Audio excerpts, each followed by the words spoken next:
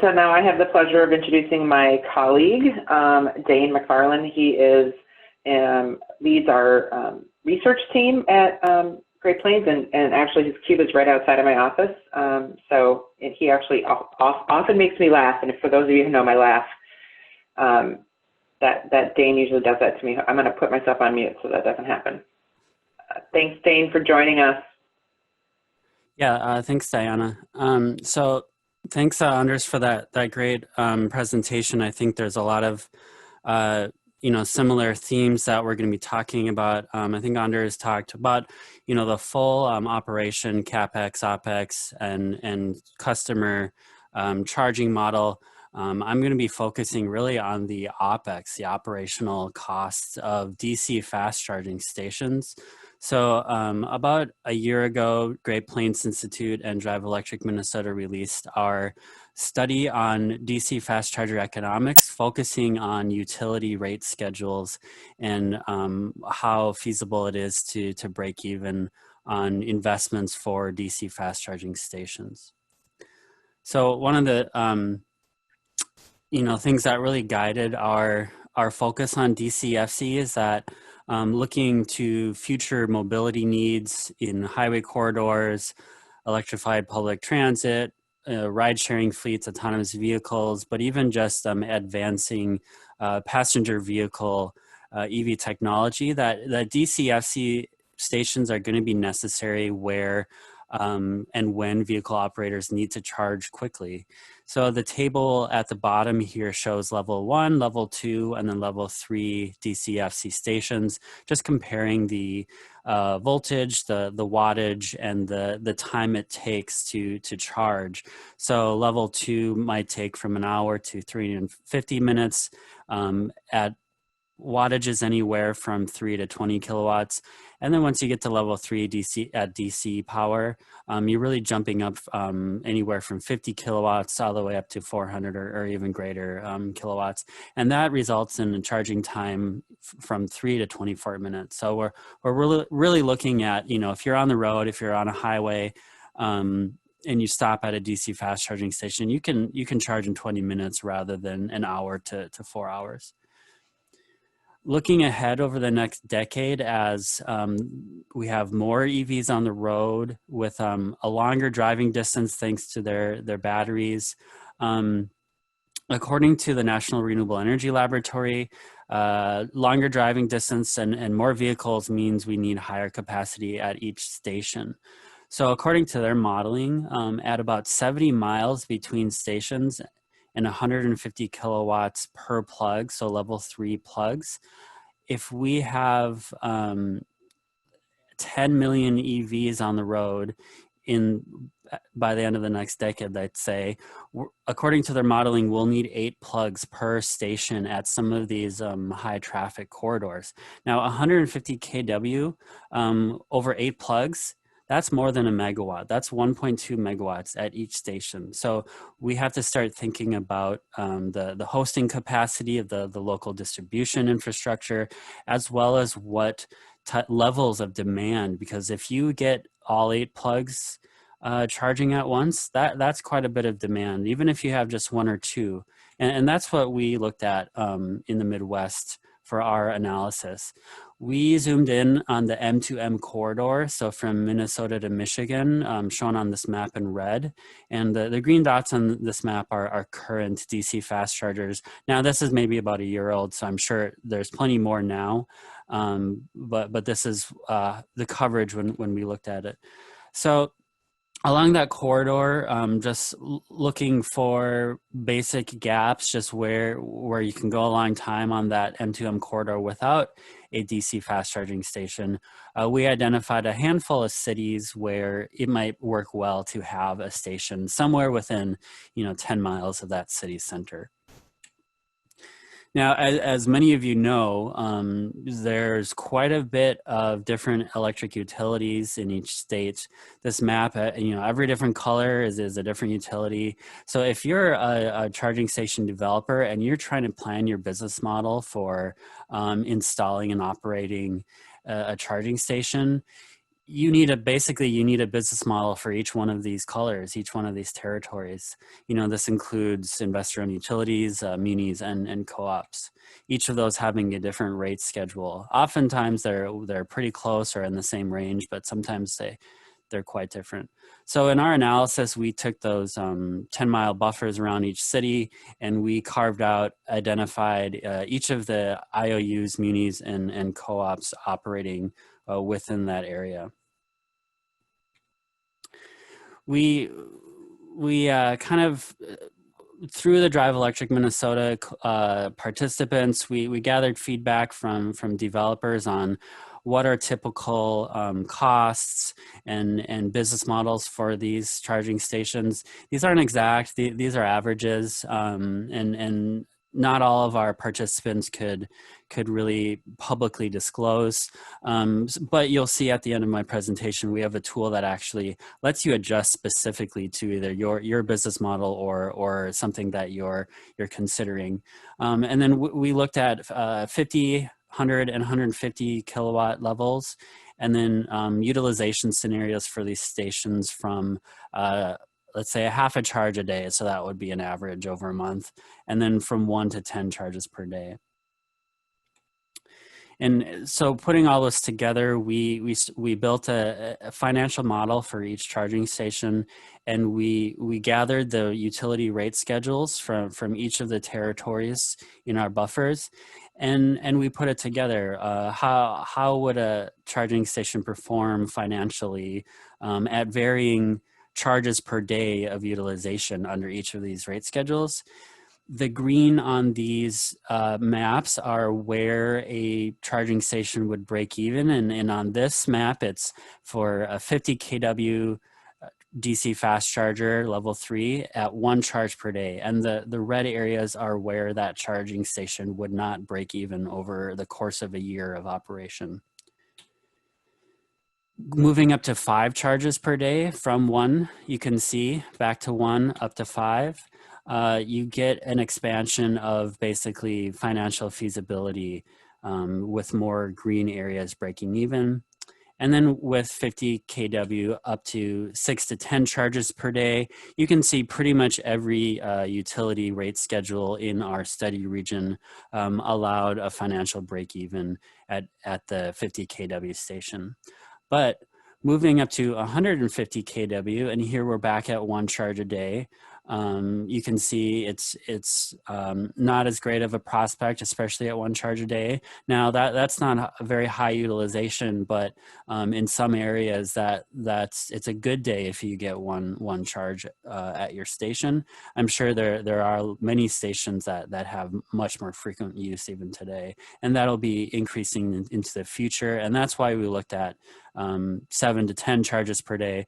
But you can see here, at 150 kW, even at that 7 to 10 charges per day, higher utilization, at the rate schedules that we found publicly available from these utilities, you can see there's a lot of red areas. So not a lot of break even at this kind of higher level 3 station, where the 50 kW charger was basically all green across the map.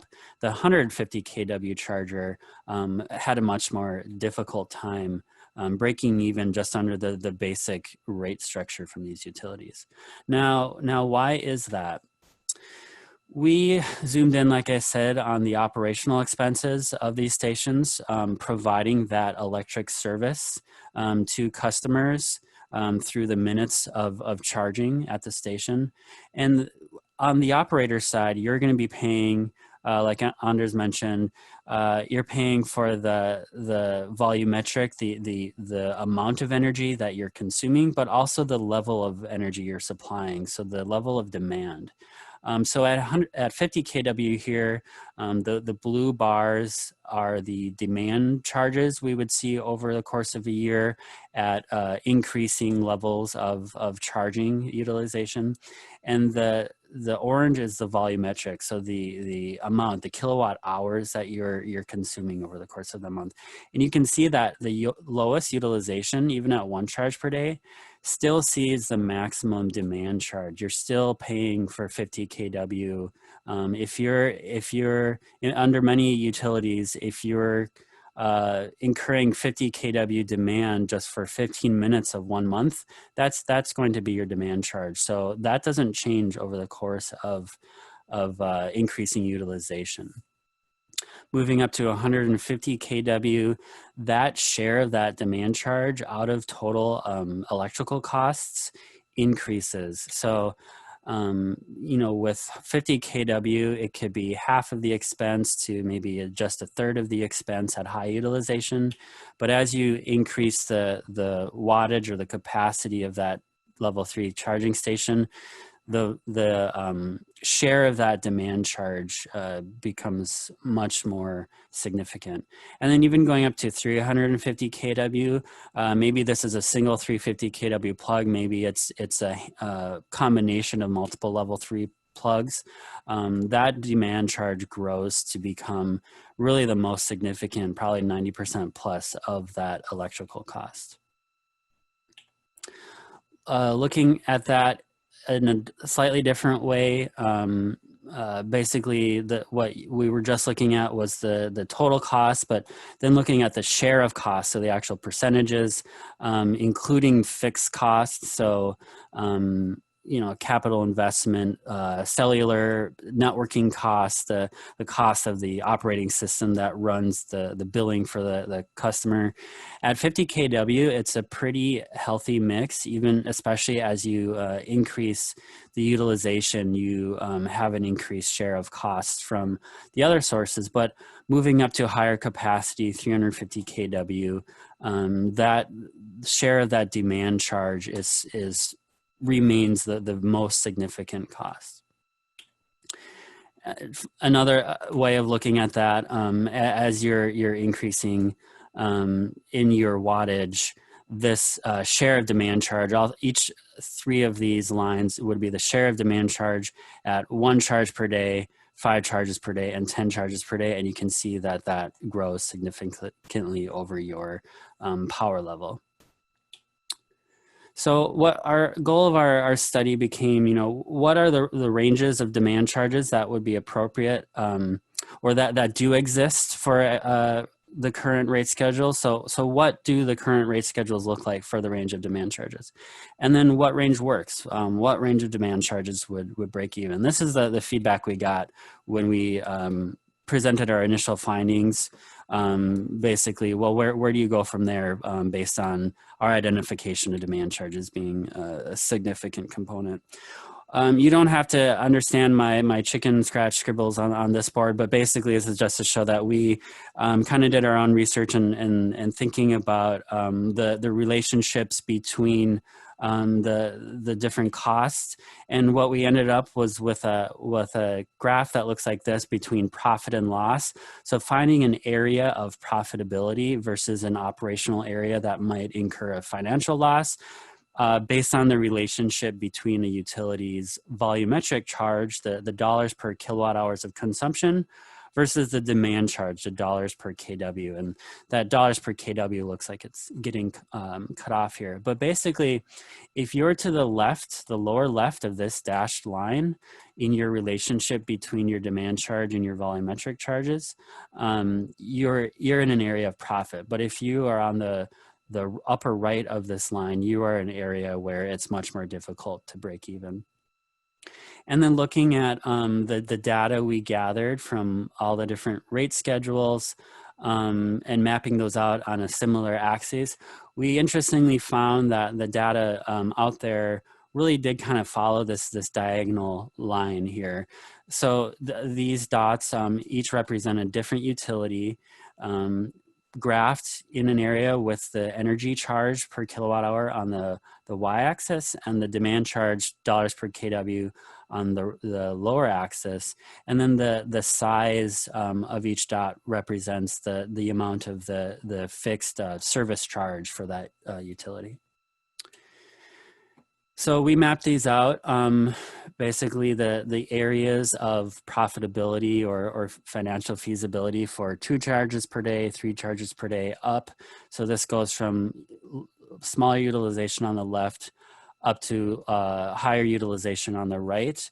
And just looking at the average rate that we saw for utility rate schedules in the M2M corridor region, we found the average rate falling around here, so just over $5 per kilowatt and around 10 cents per kilowatt hour. Now that would make sense if your use exceeded 3 charges per day. You would be falling under that, but any greater, you wouldn't be breaking even. And same for the M2M corridor, you would be at 150 kW, you would actually need at least 7 charges per day to break even. But we found that going up to 350 kW, even at 10 charges per day, you are outside of that area of economic feasibility. So if you remember, to the lower left of the diagonal line would be the green area, and to the right would be the red area. So the average rate for utilities along the M2M corridor falls outside of that area of financial feasibility at 350 kW. You would need much greater than 10 charges per day for this green area to kind of expand out and cover your operation. Now, on our original model, we didn't include highly specific capital costs, because sometimes, maybe your capital investment is covered through a grant, through state funding, or through utilities. But looking at the effects of including capital costs, paints a even more difficult picture. So without capital included, you're generally within the area of financial break-even at 50 and 150 kW, but including that capital cost shrinks your areas of financial break-even. So you would have to be to the left of this diagonal line, but when you're including capital investments at higher rates of wattage, you're outside of that area of operation. So looking at the specific utility schedules we saw, again, this is similar to that red map with the red and green break-even points. At 1 charge per day, again, you don't see a lot of break-even. Moving up to 2 charges per day, you can see that green, the utility rate schedules that allow break-even are those with basically 0 demand charges at this level of 50 kW. Moving up to 10 charges per day, a similar pattern where basically on the left-hand side is where you get those green rate schedules that break even, and those are for demand charges at less than $8 per kW. And then you can see that there are rate schedules here that are less than $8 but don't break even, and those are larger circles, so those have larger basically fixed service charges. And then as we saw on the map before, at 50 kW, you get basically most of them breaking even. Moving up to 150 kW, again, 1 charge per day, it's hard to break even.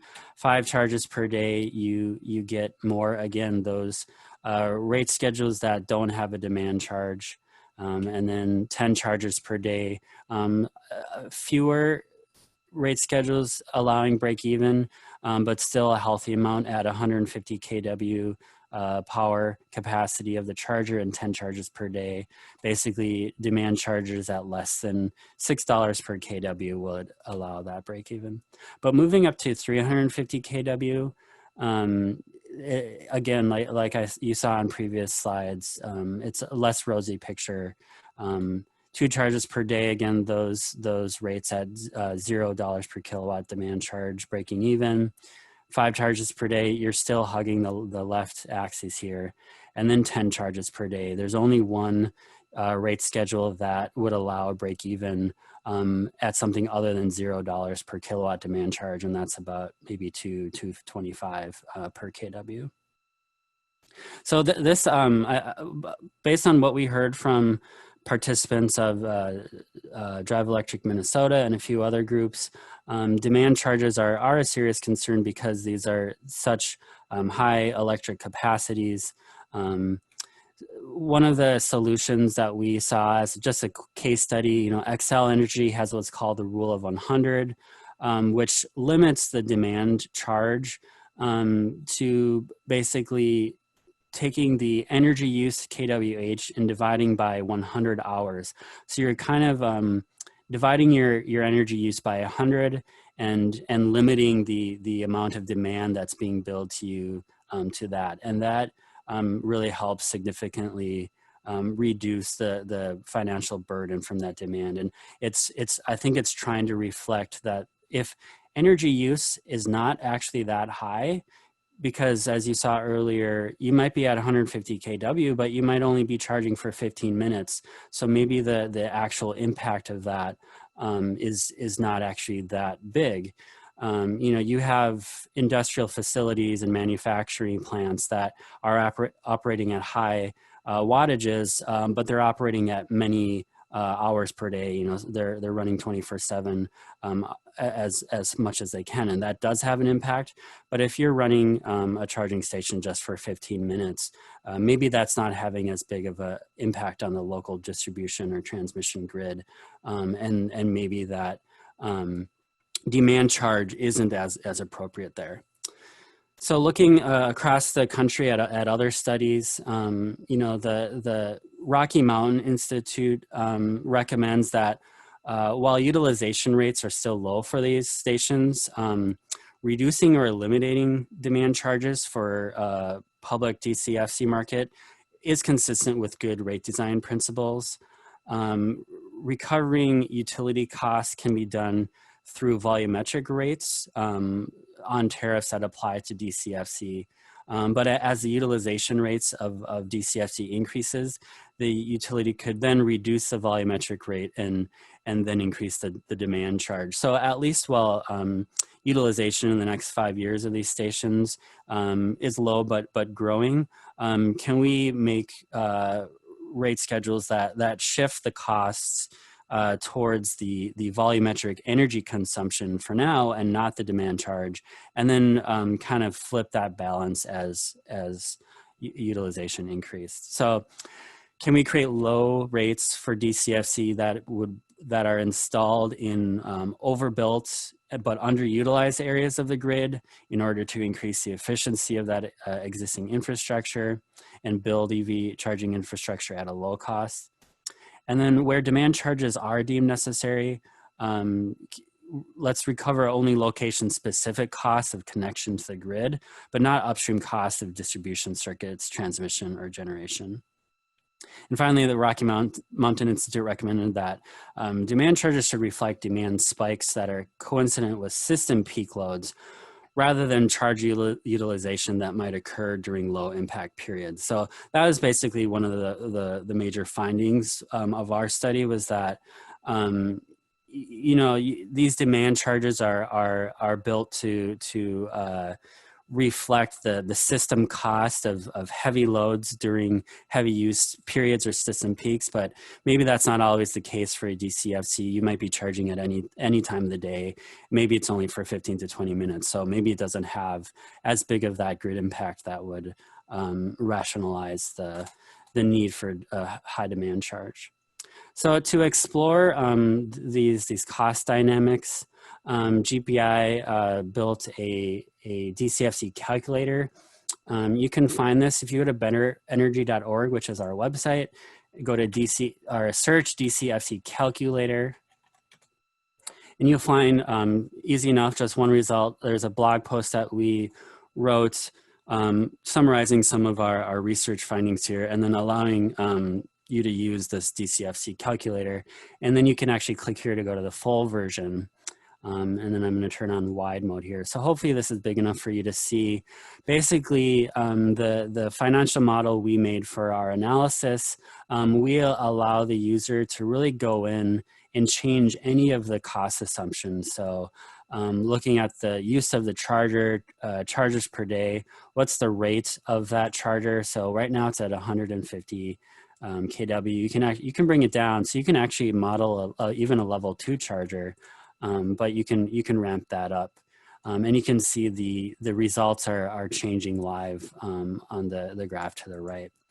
And then you can basically plug in your own electrical rate schedule. So what is your summer and winter volumetric or demand charge? What's the fixed charges? So you can see if I increase the demand charge, basically the electrical costs are increasing there. If I decrease it, those electrical costs are reduced. You can also look at the business model of the charging operator. What's your charge per minute to the customer? What's the average connection length that you're looking at, and is there a connection fee? And then one thing that's difficult to model is the secondary benefits, and I think Anders mentioned some of this, but you know, if your charging station is next to a convenience store, you know, does the customer go inside and provide kind of retail benefits to that station that you want to account for here? And then on the graphs, you can see basically the annual income and costs over utilization, again, from 1 to 10 charges per day. What are the different components of the cost between your fixed cost, demand charge, and your energy charges? So again, this dark blue is the demand charge. So if we were to increase the demand charge, that share increases. Let's see. And then again, that kind of diagonal area of profitability versus loss here, you can actually figure out based on your rate schedule where your business model would fall if it is breaking even, or if it's on the right hand side. Excuse me, on the right hand side where you would not break even. So all of those are available in this calculator for you to kind of think about your own business model and map out the feasibility of a charging station under your utility rate schedule. So again, that's at betterenergy.org, and you can just type in DCFC calculator, and then you can find it there. So, okay, thanks a lot. Thanks so much, Dane. That was great. Wow, such good information from both of our presentations. We'll take maybe 1 or 2 questions, and then I want to quickly move into Dave Hunstead graciously agreed to speak to his experience recently installing a DC fast charger in Hutchinson. Any questions for Dane? Dane, I got one question. This is Anders. This is what excellent presentation. Thank you. And very useful calculator. I'll actually take it to people who want to understand this more thoroughly. In California, I think demand charges have been removed for a 5-year period for a couple of circumstances in a couple of IOU territories. Is that something you would recommend here as well, is to sort of have a delay and bring uptick and then bring demand charges back after a certain period of moratorium? Yeah, I think a demand charge holiday is something that at least Drive Electric has proposed. And, you know, we have found that utilities in the Midwest region, you know, they have been responsive to that. I think they see what Excel has done and other utilities. You know, we talk to some charging developers who say, basically, they're looking for utilities that will provide them the option not to have a demand charge for now. And if there's a demand charge, sometimes it's a non-starter for them. So at least if you have an electric vehicle program within your utility, then consider providing either a temporary holiday on demand charges, or at least kind of flipping the relationship between volumetric rates and that demand rate. Super, thank you.